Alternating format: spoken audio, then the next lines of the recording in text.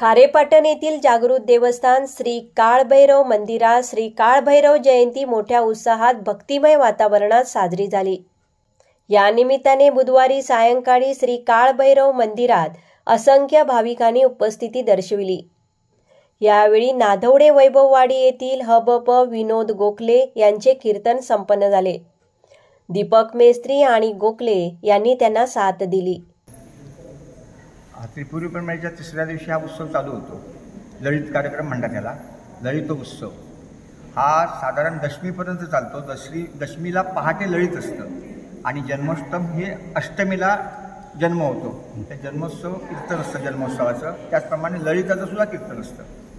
कीर्तन आणखीन पालखी प्रदक्षिणा दररोज रात्री 9:30ला इथून पालखी प्रदक्षिणा असतात संपूर्ण सभोवताल, रोज 3 आणि ज्या दिवशी उत्सव असतो जन्मोत्सव त्या दिवशी 5 प्रदक्षिणा असतात। आणि उद्या पहाटे उजाडता शुक्रवार हा दिवशी हा ललितचा कार्यक्रम पूर्ण संपणार।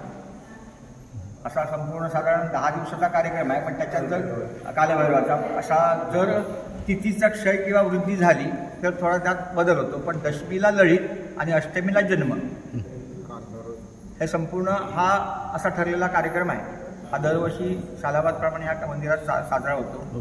त्यावेळेला कीर्तनकार असतात, तबलजी असतात, गावातले प्रमुख मानकरी असतात, 4-5 वचनदार असतात आणि ग्रामस्थ पण उत्साहात भाग घेतात। आणि सर्वानुमते हा कसा ललिताचा कार्यक्रम चांगला होईल याकडे सगळ्यांचं लक्ष असतं।